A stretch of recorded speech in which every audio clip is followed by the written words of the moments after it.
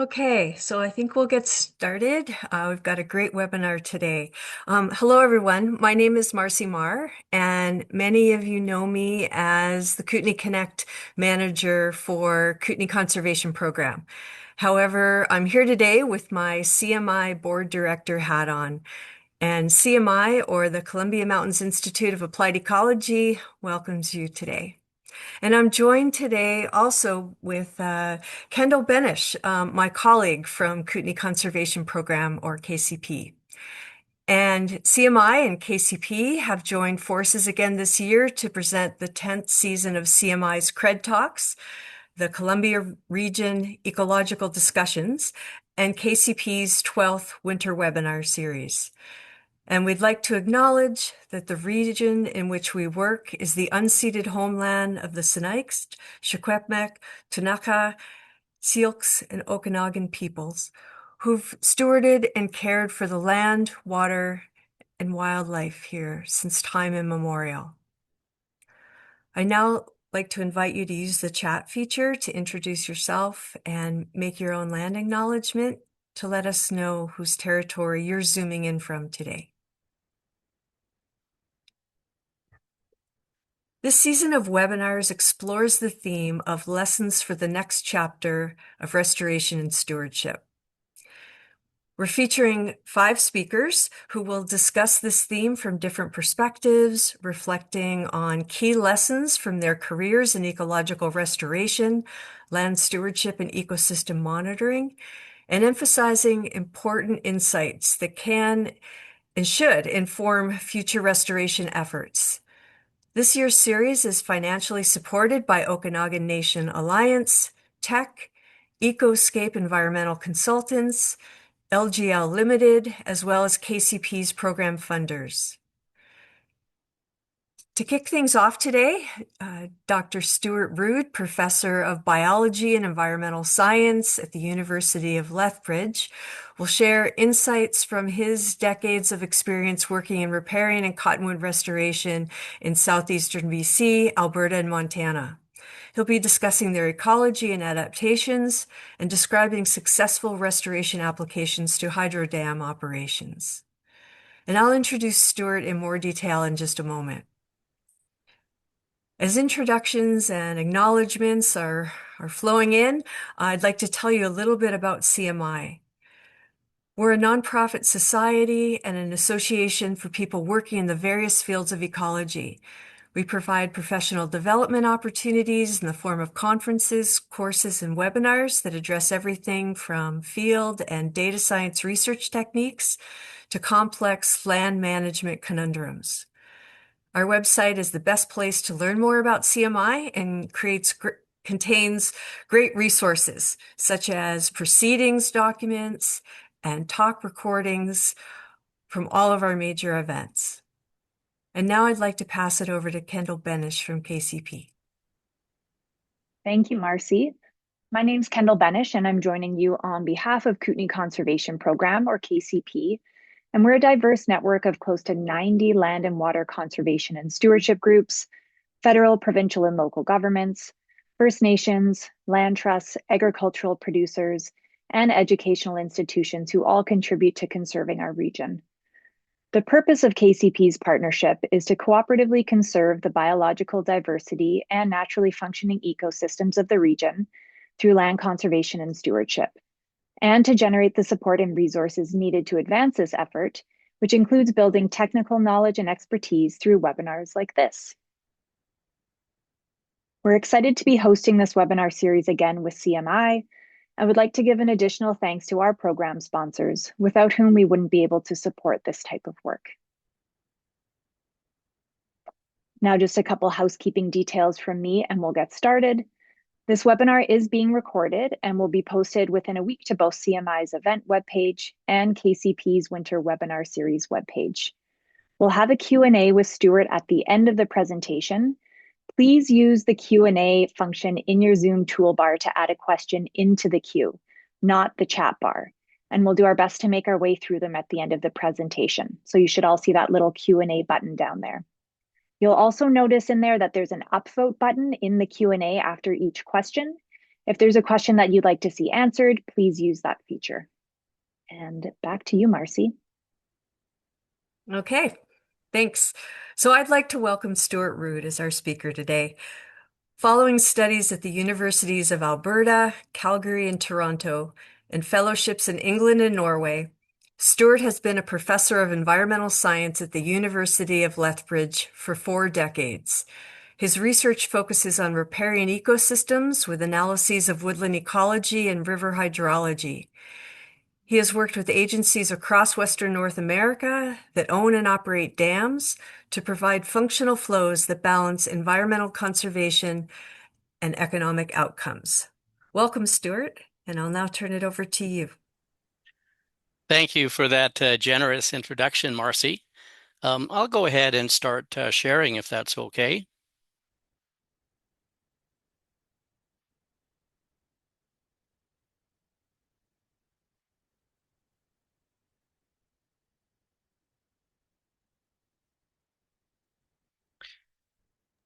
Marcy, you've got that on your screen now? Yes, it looks great. Thanks, Stewart. Great. So what I'd like to do today is introduce you to a pretty cool convergence of trees and landscapes. As the title indicates, we're dealing with the trees of the people, cottonwoods around the crown of the continent. Now, I'd like to start with a pretty big scale sort of a view on things here. This is North America. In plan view, it's a giant triangle flanked by the Pacific, Arctic, and Atlantic Oceans on the three faces. But it's not really a flat triangle at all because, of course, we've got topography. So what it is a massive tetrahedron. And the apex, or the point of that, is in fact the hydrographic apex of North America. This is Triple Divide Peak, which is in Glacier National Park, Montana. It's just shortly south of the common boundary of Alberta, British Columbia, and Montana. And from this, we have streams that flow to the Pacific, Arctic, and Atlantic Oceans. This zone has been referred to as the crown of the continent. George Grinnell, who is a splendid naturalist, was so critical for the establishment of Waterton and Glacier a century ago, came up with this term. And if you drive to the landscape from the east especially, you see the splendid silhouette of the Rockies, somewhat like a massive crown. Now, relative to this crown of the continent, it's approximately oval shaped. It extends sort of from Cranbrook to Lethbridge to Missoula. The Continental Divide splits it east to west as well as north to south. And the north to south divide is, of course, pretty close to the 49th parallel. And that is why the 49th parallel was the separation between Canada and the United States. The three river systems flowing to the west, we have the Columbia, and of course, the Kootenay is a major tributary. To the northeast, we have the Oldman that flows into the Saskatchewan and ultimately Hudson Bay. To the southeast, we have the tributaries of the Missouri River. When it's in flood, it's the Misery River, and it flows into the Mississippi and Gulf of Mexico. Let's call it the Gulf of Mexico still. Relative to these landscapes, these river systems were really central to activities by humans as well as all other animals as well. If we think about the settlement, not only by the Europeans, but long before that, by the indigenous nations, the movement was up and down along these rivers, and most of the cities and towns are established along rivers. And the reason is the rivers provide us with the resources we need, such as here in Cottonwood, Idaho, and the sign helps us out. The explorers could have seen a sign like this, perhaps. We've got fuel wood for heating and cooking, centers of activity for fish and wildlife, for food, timber for building materials, and the most widely used pharmaceutical globally is aspirin, salicylic acid, which you get pretty high doses from if you gnaw on the inside bark of willow or cottonwood. So if you're out in the bush and your friend busts a leg, strip some of this off and it'll reduce inflammation and pain. These trees are referred to as cottonwoods because of the conspicuous cottonwood fluff. These are specialized hairs around the seeds, and what they allow these to do is to float in the air or in the water. And sometimes we think about the release of these in early summer as summer snowfall. This particular tree is ripe and ready for a gust of wind to disperse these thousands of seeds.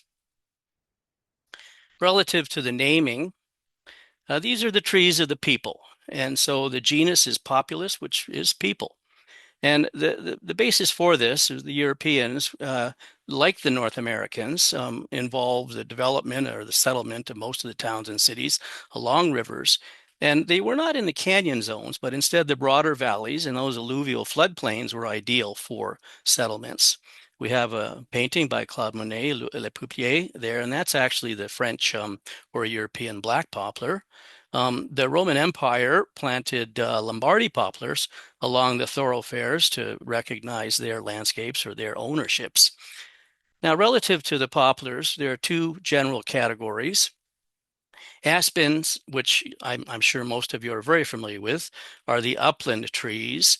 And as shown in this splendid autumn photo, what we have is clones or clusters of individuals linked by a common root system. And so they share resources. You can see this with the cluster of orange trees. Those are all together actually one individual with multiple trunks. And then we have the yellow cluster and the green, etc. So these are the trees of the people.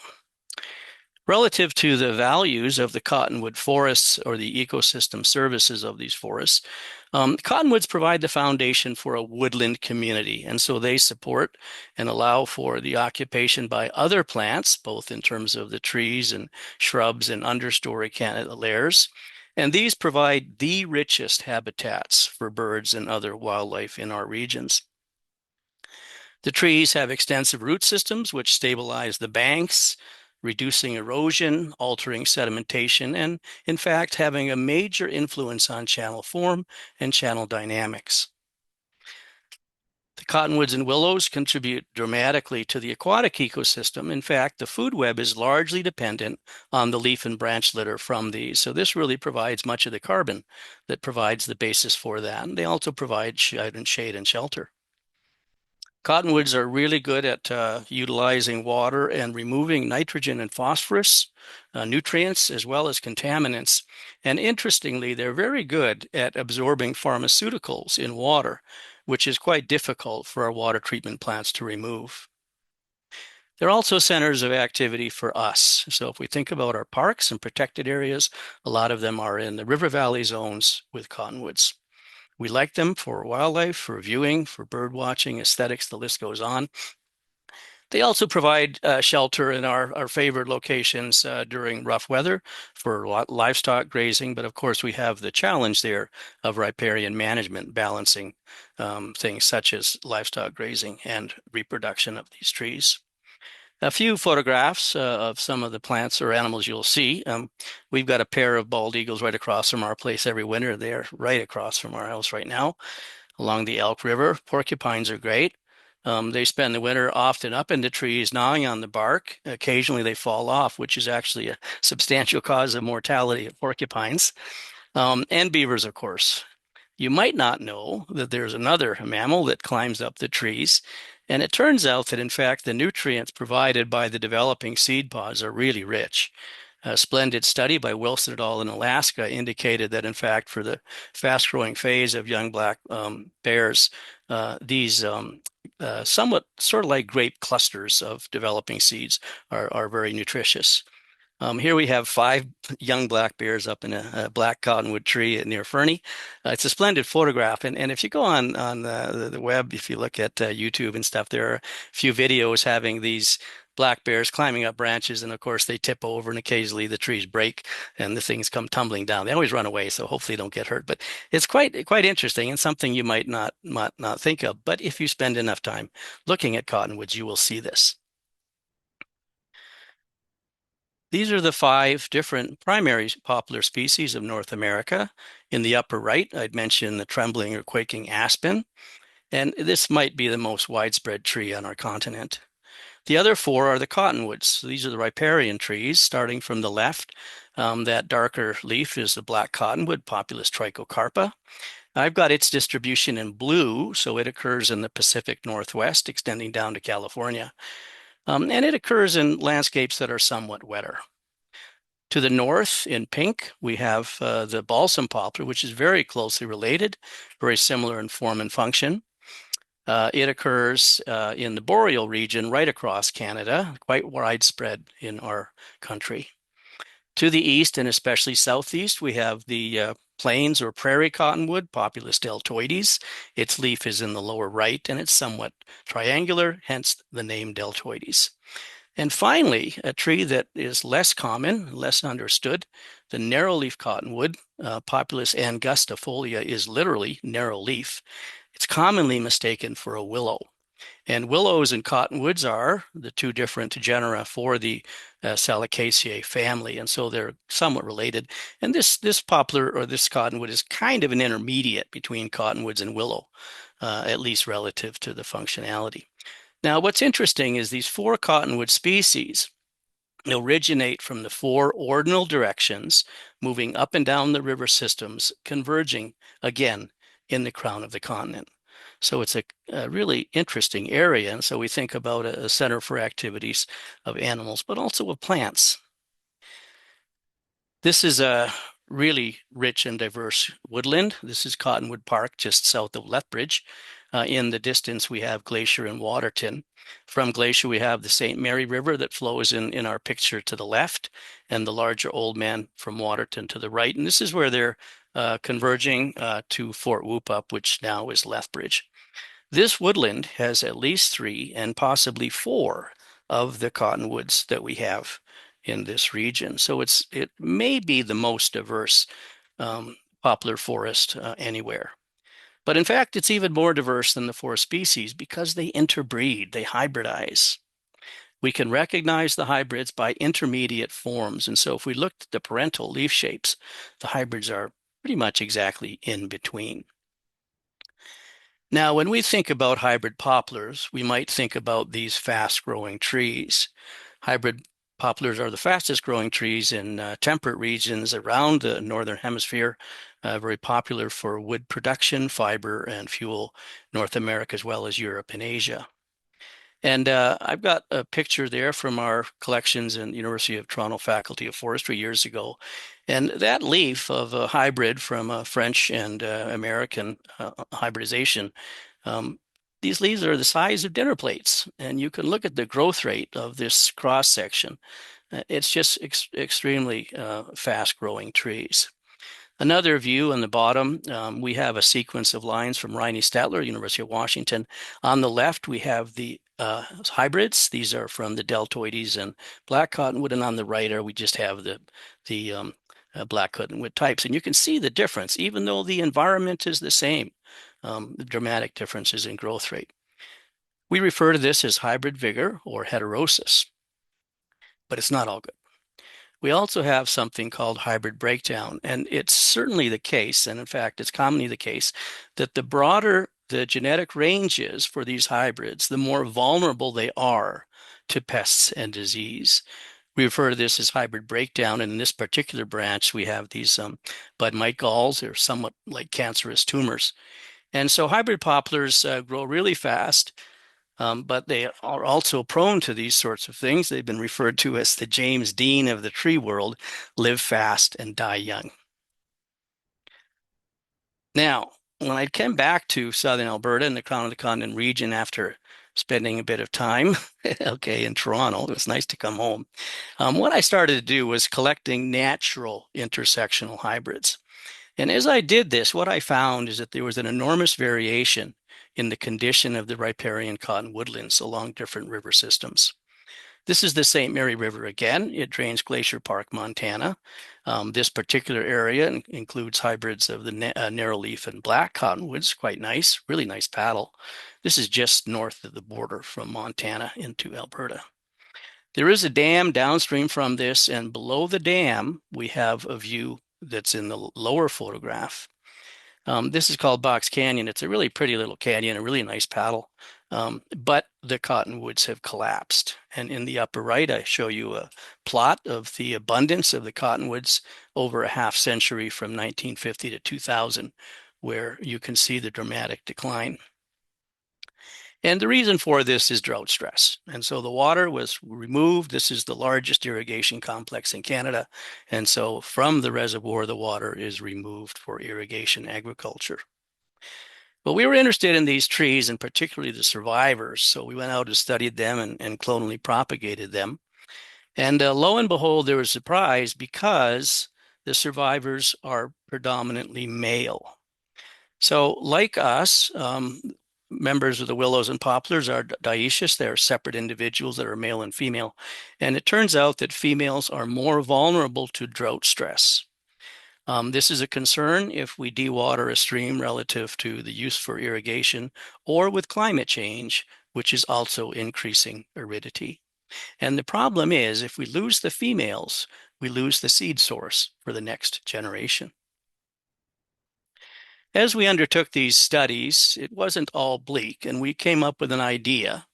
And the idea was the impact of dams on cottonwoods is not solely or primarily based on whether or not you have the dam, but instead how the dam is operated.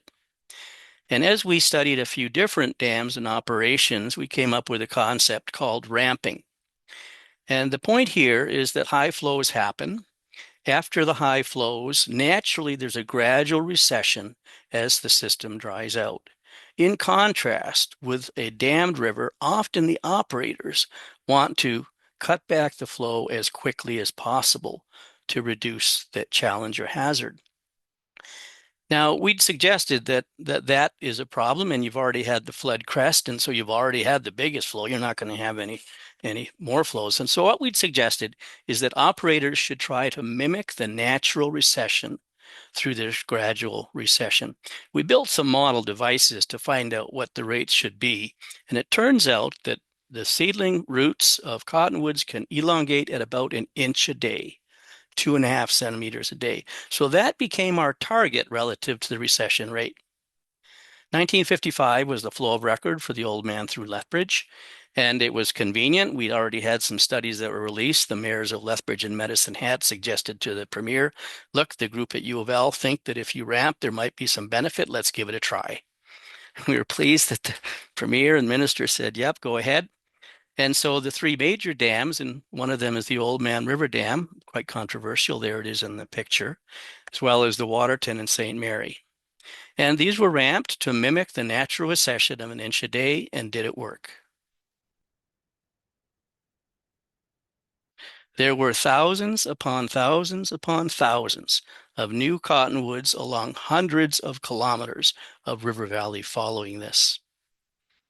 Was really quite extraordinary to think about this. And to some extent, what we've done then is basically mimic the natural pattern. Now, we've done this on other systems as well, and the plot for the Waterton River, which is another nice one to work on. And so in this particular plot, a high flow year is less impact proportionally than a low flow year. And so the blue line is the natural. The red line was what our target was. The green line was what we delivered and the success we start to see. And it's a kind of a nice picture in the lower one. We get to see our kids who are now full size, as the cottonwoods are as well.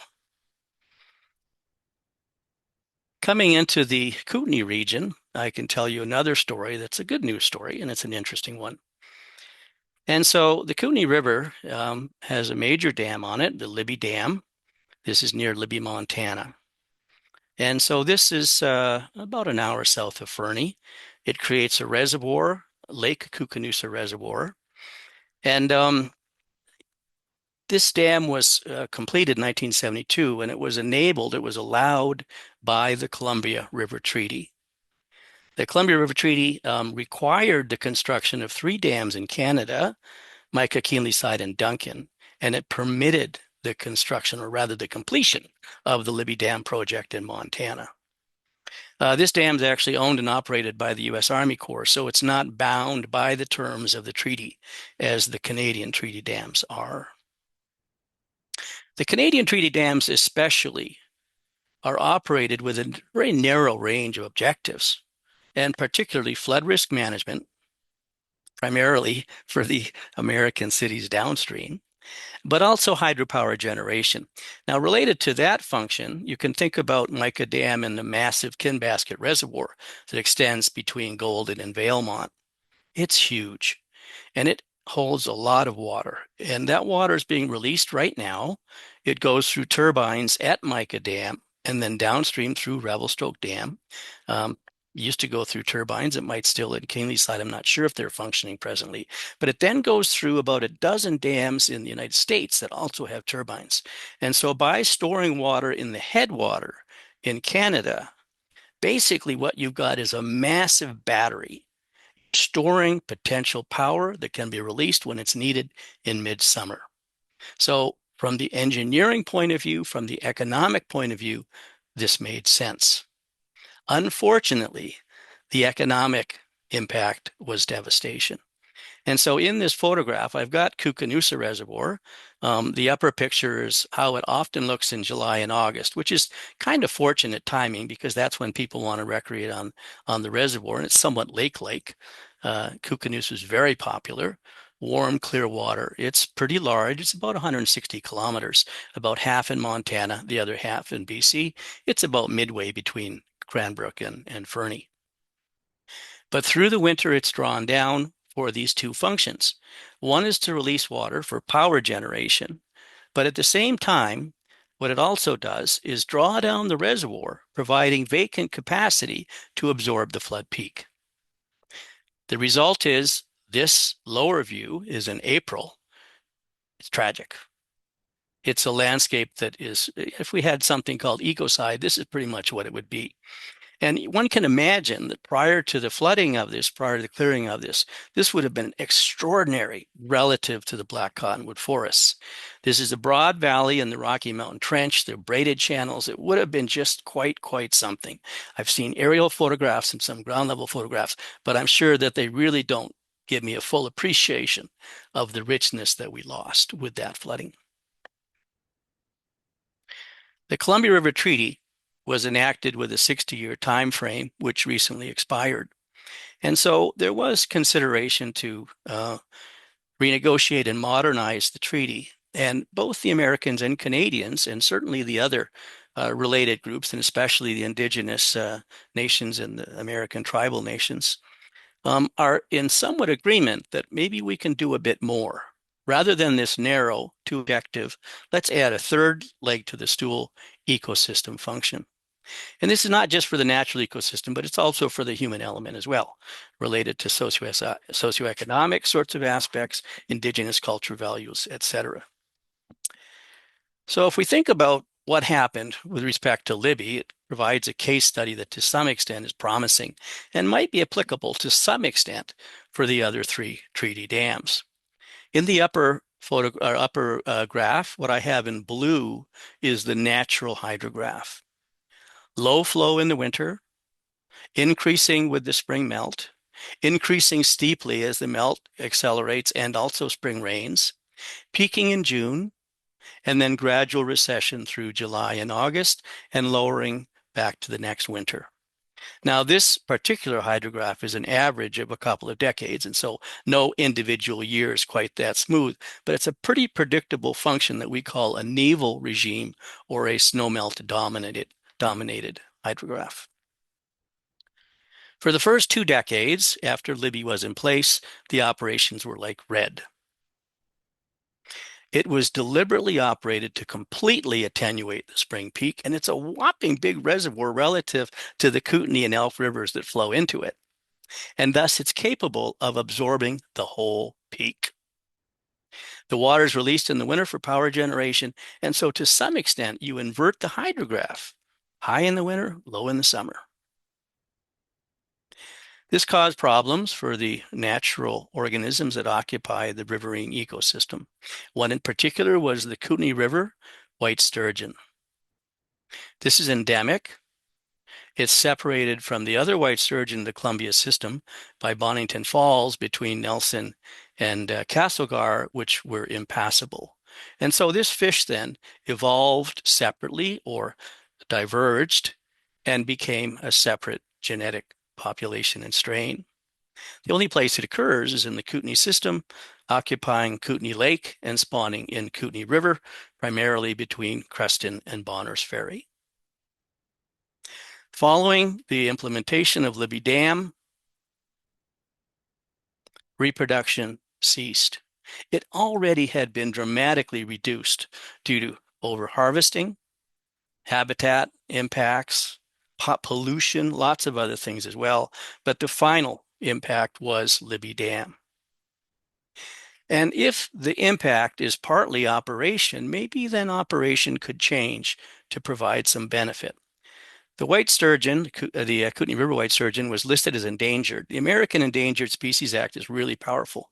It specifies that all federal agencies that are relevant have to do something. U.S. Army Corps had to do something. So what they started to do was to release a pulse for sturgeon spawning. And this is shown in the lower hydrograph, but keep in mind the scaling of these in the y-axis is off a twofold different. And so a peak pulse was released, but it was still only a fraction of what the natural peak would have been. The original sturgeon flows were in purple, and subsequently it's a more normalized regime in green. With the original purple sturgeon flows, something unexpected happened, and that is that there was a flush of colonization of cottonwood seedlings. This was accidental, or we're referring to as collateral. So you provide a normalized flow regime for fish that are endangered, and you actually partly rejuvenate riparian population dynamics, which is pretty cool if you think about it. Kind of think of this as black and white flows for black cottonwood and white sturgeon. And so this is interesting. And following the success, the accidental success, we've now been gradually implementing, especially ramping again. And again, that's the green flow. And so you see the layers there with the collateral, accidental, and then the deliberate. So we're now at a point where we can pretty predictably reestablish cottonwoods along the segment of the Kootenai River between Bonners Ferry and Creston that doesn't have cattle grazing and or other localized impacts. So it's kind of a good news story. But wait a minute, something else. Lo and behold, the cottonwoods that are there, the newly established juveniles, they're not black cottonwood. They're the plains or prairie cottonwood, Populus deltoides. Now, this cottonwood has been progressively moved westward by the settlers. It was planted in the Bonners Ferry area by 1900. But additionally, the seeds are blowing over in the wind. Even though the winds are prevailing from the west, there's also ones that go back the other way as well. And so it's quite interesting that the vast majority of these newly established juvenile cottonwoods are plains cottonwood, Populus deltoides. That's pretty interesting. Now, we should think about this relative to our philosophy of restoration and conservation. We used to think about what we really want to do with restoration is turn the clock back. We want it to go back to the way it was. For most river systems, that's no longer an option. You can't go back. So instead, the consideration is, well, what can we do with what we have today? And one thing in this particular case is that we now have a new riparian woodland. Instead of the prior native, we have a new one, but I think it provides the same functionalities relative to ecosystem services. And so I think it's probably a pretty good thing. And even if it was a bad thing, there's nothing we can do. It's way past that point. So it's pretty interesting to think about this relative to the philosophy of restoration. We can't turn the clock back. So that gives you a glimpse of the sorts of things that we've been doing. A couple of papers I'll refer you to. This upper left-hand one is a review paper that talks about this strategy of managing river flows, ecological flows or ecosystem flows. And basically what we've contributed to this dialogue is an emphasis on high flow years. Because if we can fortify the riverine ecosystems in wet years when there's enough water to go around, hopefully we improve resilience for the inevitable dry years. Relative to the Kootenai story and Libby Dam, we also have this paper in the lower left, and it's kind of an interesting description of how that happened. I've got to acknowledge the various agencies that have been so helpful to fund us, Alberta government, BC government, Ktunaxa Nation, as well as Kootenai Tribe of Idaho, NSERC, et cetera. And I certainly want to recognize the many excellent students who have come. And in fact, I've had more grad students from BC than Alberta in our program. And it's just been really, really rewarding seeing their success. I have great sense of pride as I go to meetings these days and I see our former students. Plus, they're already indoctrinated. And so, in fact, they're thinking about these sorts of things. So that then gives you a taste of trees of the people, cottonwoods, and the crown of the continent. Thank you. Oh, thank you so much, Stuart. That's totally fascinating. Love to learn more about one of my favorite trees and everything that you've just stitched together in this storytelling. So, yeah, and the James Dean and hybrids is James Dean. That's a take home, hey? Yeah. So there are a few questions here. And let me see. So I'll just go through them, Stuart, and we'll just see how we do in the next 15 minutes or so.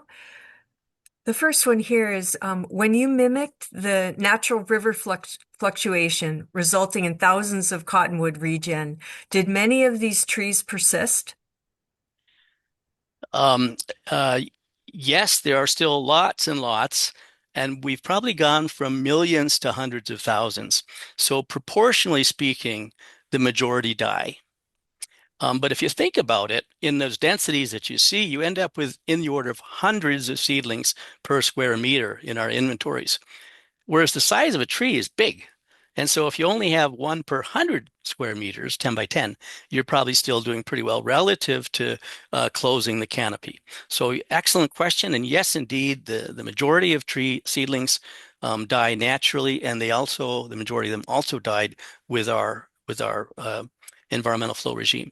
I think that the survival rate would be higher with our progressive deliberate, gradual ramping.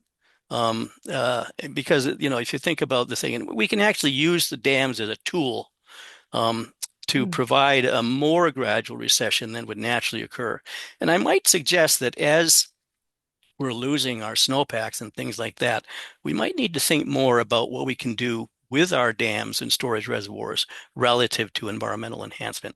Anyway, back to the question. Yes, most of them died, but there's still lots. There's still this massive legacy of woodland that followed from each of these flow experiments.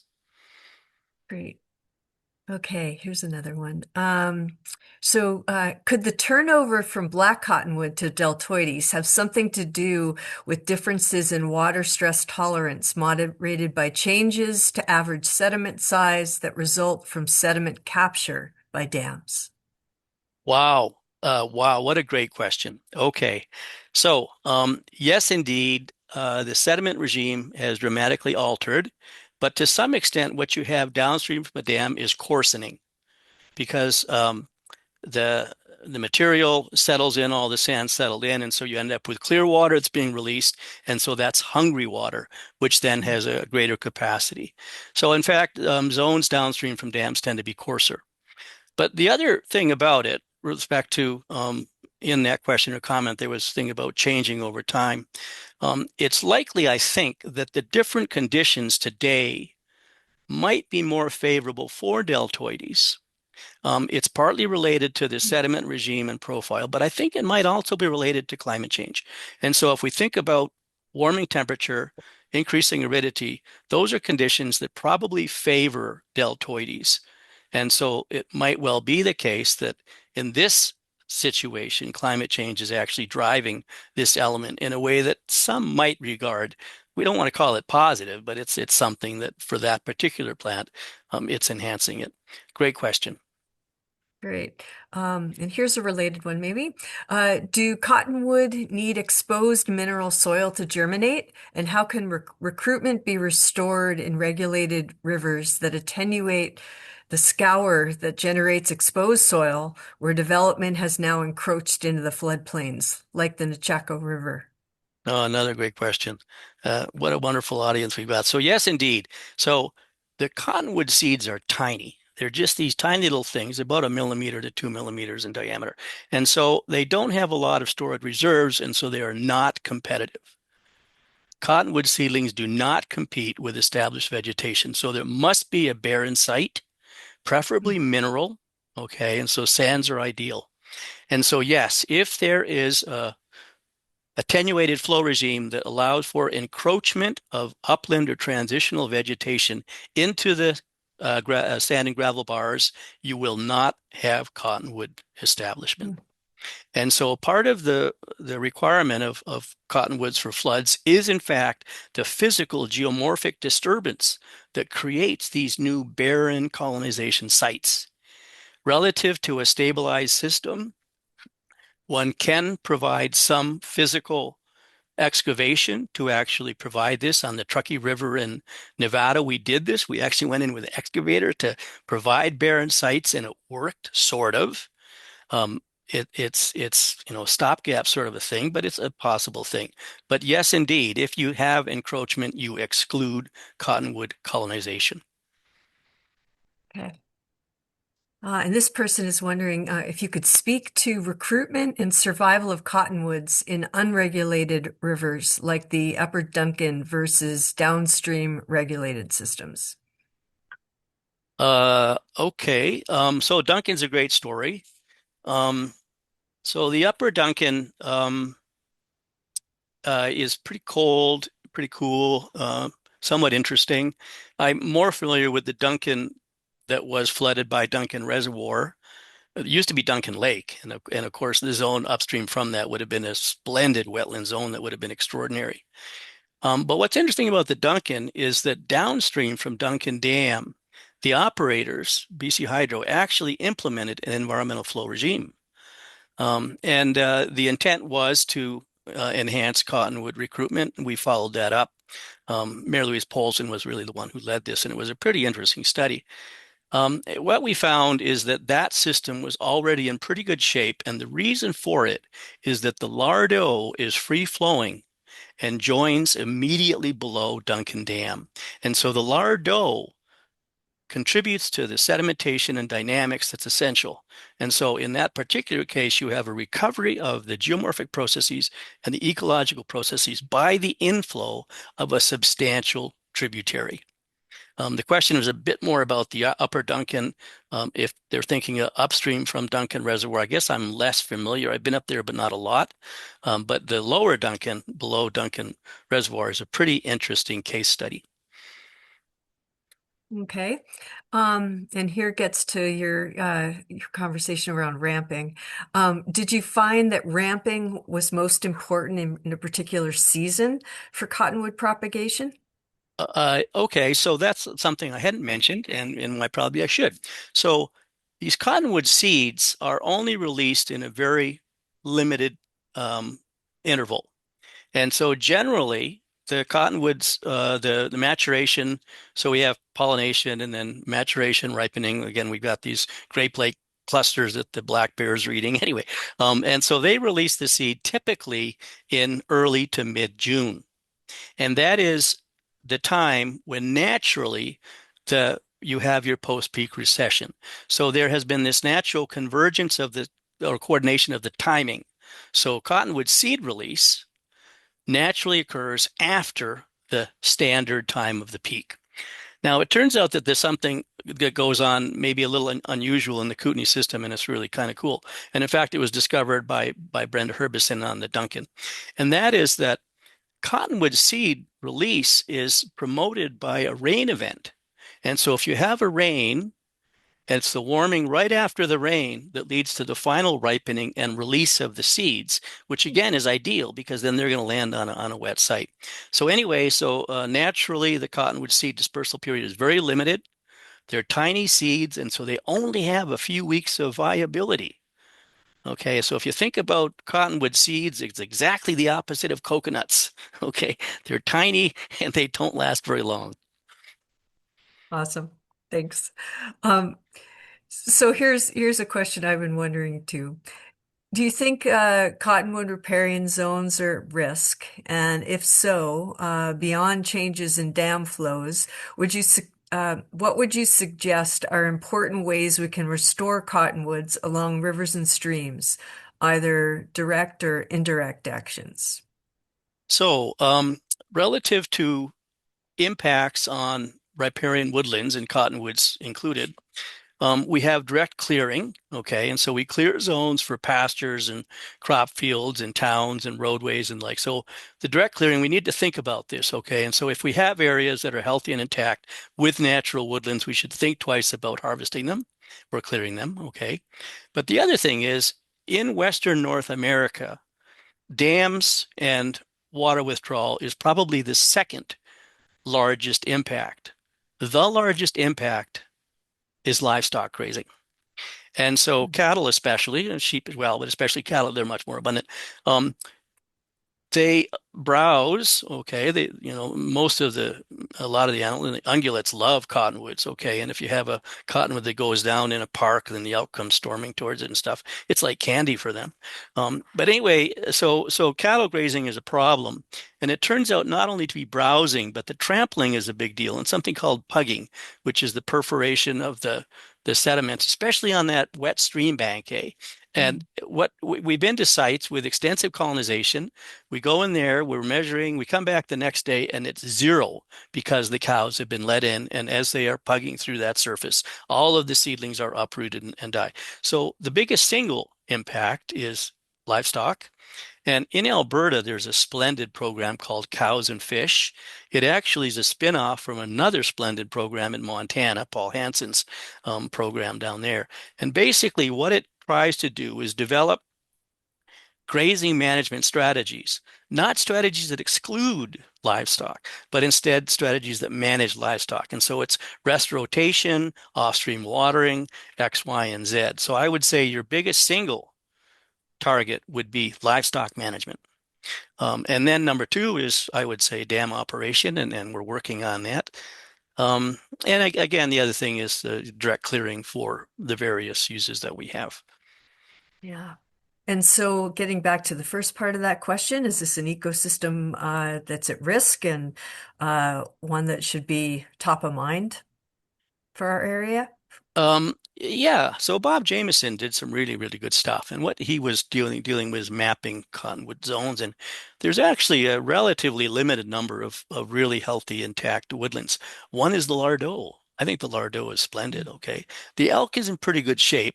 I mean, the elk right now is facing all the problems related to the coal mining and pollutants and stuff like that. And also, it's really popular. And there's a lot of Albertans that are sort of developing properties along the elk and stuff like that. So what I think we want to do is to think about what's left. And yes, indeed, as a broader ecosystem type, because of the pressures on rivers and riparian zones, cottonwoods are indeed under threat. There is an element that relates to this too, and it's both the United States and Canada, but especially the United States. The conservation initiatives in the United States are so focused on threatened and endangered. Cottonwoods are not. There's a lot of them still, okay? But as an ecosystem, we have this problem of the ecosystem being threatened. And so the mechanism for conservation, if it's based solely or primarily on individual endangered species, we have a problem because we'll be neglecting ecosystems. And so it's the broader cottonwood ecosystem that I think is threatened. Okay. Here's a question on behalf of our friendly Lewis's woodpeckers, who are wondering if there's any hope for cottonwoods in the Okanagan. If the water managers are able to make any changes to their water management regime to promote the reestablishment of cottonwoods where they have been lost. I saw that Casey Moran had signed in, okay, and she's the person that's the pro on this. Um, Okay. what I will say is that the Okanagan is kind of like the old man in that these are semi-arid regions in which drought stress is a big problem. Relative to the old man, you need to establish the population. And for a lot of birds, okay, it's the old trees with all the branch and crown dieback and the cavities and stuff that those are so critical. They're really ragged. They look kind of ratty, but they're fabulous wildlife habitat and they're fabulous and essential for some birds. So for the Okanagan, it's a tough one, but gosh, there's a lot of good stuff going on, and we're all so excited about the recovery of anadromous salmon in the Okanagan. Let's work a bit more on the riparian zone as well. I wouldn't give up on it, but it's going to take some effort. Okay. Here's another one involving one of our favorite critters. So it sounds like cottonwood and beaver, our natural or ecosystem engineer friends, have an intimate relationship. Can you speak to that Oh, for us? absolutely. It's a real love-hate thing for me, let me tell you. So we have a property. I'm not now on a property. It's along the Elk River, just south of Fernie, and we have a whack of beavers here. But we've got a whole bunch of cottonwoods, and so it's not a big deal. The problem is balance. And on the lower St. Mary, we changed the flow regime. We ended up with a sequence of groves of cottonwoods. Beavers went in and mowed them right down. And it was really unfortunate. And so what you really need to do is think about balance. Beavers are great in moderation. Okay. If you have a threatened riparian woodland, you don't want beavers. That's one more element that will be a problem. And so beavers are really good relative to groundwater systems and wetlands and things like that. There's a lot of positives, but at the same time, if you have a declining riparian woodland, beaver control is an element that you might think about. Yeah. Okay, here's another one, shifting gears a little bit. In developed areas, scouring may not be an option, but plants could be. Can you? But planting could be. Can you comment on the success rate of propagating and planting juveniles? Yeah, it's really good. It's really easy to propagate cottonwoods. So cottonwoods, you simply take stem cuttings and you simply, put them in moist. And in fact, generally speaking, for riparian restorations, what you'll often do is you simply insert live stakes. And so you'll take cuttings when they're dormant. So it might be March, April. And you go to the field and you might use a stinger, which is called a high pressure washer device. And what it does is excavate a little hole, or else you can use a rebar or bite, and you jam the live stake in there, and some of them will survive. In a hot, dry year, very few do. In a cooler, wetter year, many do. Okay, so riparian restoration through plantings is very successful, but one has to be patient. One has to understand that it works some years well, not so well other years. Lots and lots of cases of successful plantings. And I think it's done, as the question involved, for a zone such as a developed area. However, from Arizona, which had maybe a longer history of riparian restoration, the conclusion about planting is if you have a water regime that is lethal for cottonwoods, it will be lethal for planted cottonwoods, so don't bother. Conversely, if you can restore the water regime, you'll end up with extensive volunteer propagation and establishment that will overwhelm your planting. So don't bother. And so what that means is that you need to pay attention to what the causes of the mortality are in an area where it's development. And so you have a problem such as a city. Okay. In those cases, plantings are great. Okay. For park plantings and stuff like that. Conversely, for a broader area, such as the Lower St. Mary, planting is a little more challenging because you really first need to fix the water regime. Okay, related to that, fixing water regimes and thinking about water levels. Someone's interested in knowing more about the success of cottonwood propagation on the perimeters of large reservoirs like Arrow Lake. Great question. Okay, so and I'm not sure what I can say. And the reason is that I've been working with Kathy Eichenberger and the others as part of the treaty team. And Arrow Lakes Reservoir is, of course, an element that's been challenging and controversial, et cetera. So what I will say is that if we think about Arrow Lakes Reservoir, there a couple of years ago, they were a really tough year. And part of the problem was the abrupt rate of recession, leaving boats literally high and dry. And that will also leave cottonwood juveniles high and dry. And so the concept of gradual recession of a reservoir should be equally applicable as it is to a reservoir.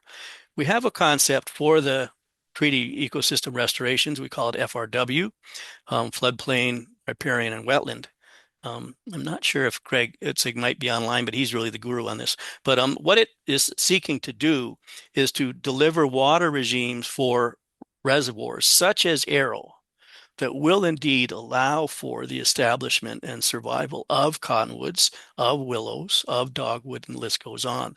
I think it's possible, but what it takes, there's a cost, and the cost is water. And so if we think about the business of managing for flood risk management, and especially for hydropower, there will be some trade-off, some balance relative to the ecosystem function as opposed to the economic objective. I think the Arrow is a system that's interesting and somewhat promising, but also somewhat challenging. Yeah, yeah. So there's a I don't know, maybe 7 or 8 questions, but I think we'll just take 1 to 2 to respect your time, Stewart. You've talked a lot, and this has been really informative. Plus, let everybody get on with their day and end at 1 like we usually try to do. So, I think there's been a couple of things in your talk that have, talked about drought and various stress factors, and just wondering your thoughts on, how climate change is affecting cottonwoods from your perspective. Yes, climate change is affecting everything, and for sure, anything related to rivers is a big deal.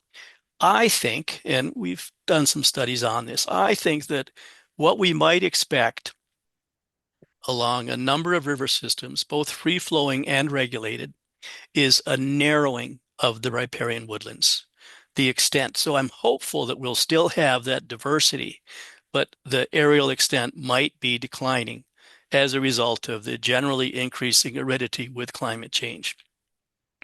We, of course, have problems with flow seasonality. We're losing snowpacks. May have flashier systems. We may have more intense weather events. The list goes on. All of these are going to be influential. All of these need to be factored in relative to our management. It's a big deal. It's an important deal. I'm hopeful, as I say, that we'll still have riparian woodlands, but I predict that in a number of river systems, they will be narrower. Okay. And this relates to one question I was wondering about in terms of your James Dean analogy for hybrids. So are hybrids potentially a winner with climate change, or is there any relationship between what you showed us in terms of the hybridization? I think hybrids are really um, related to silviculture, and so the Okay. hybrid poplars are great for the production of biomass. If you want to produce wood for a toilet paper, a newsprint, or whatever it might be, it makes no sense to be harvesting old growth. Okay, and so what you can do is you can grow plantation type of hybrid poplars. This is done in a big scale in the Columbia Valley of Oregon, so east of Portland, on the Washington side as well, but especially the Oregon side. And again, so if you want to produce fiber, if you want to produce biomass, hybrid poplars are great. I don't think hybrid poplars will help us in native riparian woodlands. Um, Okay. and yeah, I think that may be a general pattern. Okay. Well, I want to thank you very much. I know there are still some remaining questions, but we will send you Stuart's contact information and other resources or papers that he may have that he wants to share with everybody. And yeah, we just want to thank all of our supporters and sponsors again for this webinar series and having such great folks like Stewart join us. And so thank you again, Stewart, and everyone who's tuned in today. And we look forward to seeing you again in 1 week on next January or next Thursday, January 29th. We've got Audrey Amen, who's going to be talking about management and restoration of brushlands and other dry ecosystems in the West Kootenay. So we're going from far one corner in the southeast over to the southwest of our Kootenay, Columbia Basin area. And we hope to see you next week. Have a great rest of the day. Bye, everyone.